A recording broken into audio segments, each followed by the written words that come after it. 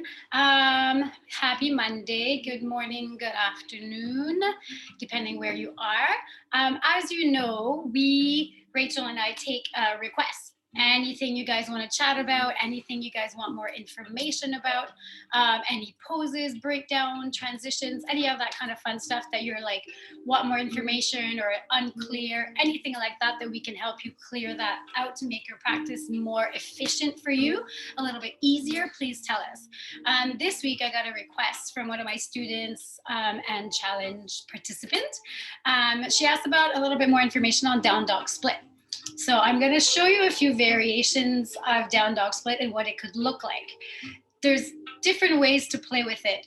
If you're taking a class and the teacher takes you through down dog split, depending on where she wants to go with it, she might give you little details. So when I teach it, depending on where I want to go, I'll teach down dog split in a very different way. So I'll be very specific of where I want to take it to help set up for the upcoming pose or peak pose or whatever's happening in that class.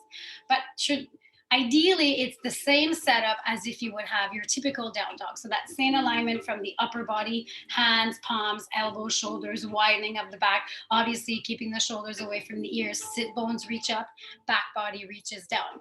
But when you have the leg up, what I tend to see a lot of the times is you're so focused on that top leg, getting it up as high as you can, opening that hip because that stretch feels so good.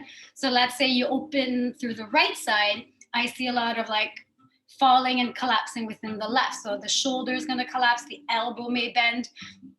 So it's just to be a little bit mindful of like, yes, I'm going to lift my leg. I may open the hip and flip it the leg, but I'm still going to try to be super conscious of where my upper body is.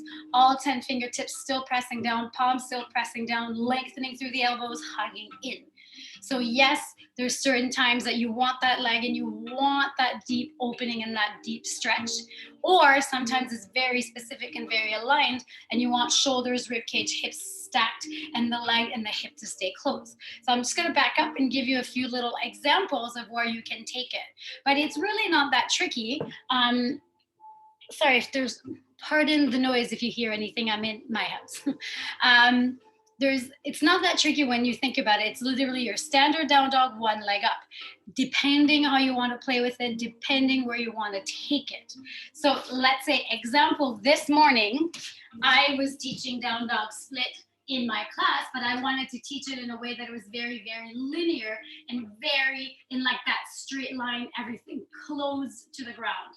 So the only difference from my regular down dog to down dog split is the extension up of the right leg because nothing else moved. So if you set up, let me see here, set up in your down dog, and when you lift the leg, your hip is going to stay straight, reaching through the heel. So none of my shoulders were moving, none of my hands, none of my hips, everything stays straight. I want to reach through the heel, but keep my hip down. You can also let the leg go higher, open the hip and bend the knee. But this is where I see the whole body shifting, elbow bending. So you can take a few breaths and find that stretch, opening the body. But also once the leg is up, you can also take it and square it back off. So to square it back off is bringing the rib cage back down. You can even take your gaze to look the other way, because as I bring my head to look under my left arm, my right leg is going to feel like it's going a little lower. But so depending on how you want to take it. When we take the leg through, we try to have the leg straight to bring it forward. So I can start off with the leg here, open up, big stretch, stretch, stretch, stretch, then square everything off. Then pull the hip and knee back in. And then you can step the foot forward. So it's just being a little bit more mindful of where that transition is if you're going up and then stepping forward into another different pose. Obviously in class, there's always a balance, both legs. You're going to feel a difference between your really good leg and more flexible leg and the other one, also depending on your hips, also depending on your hamstrings.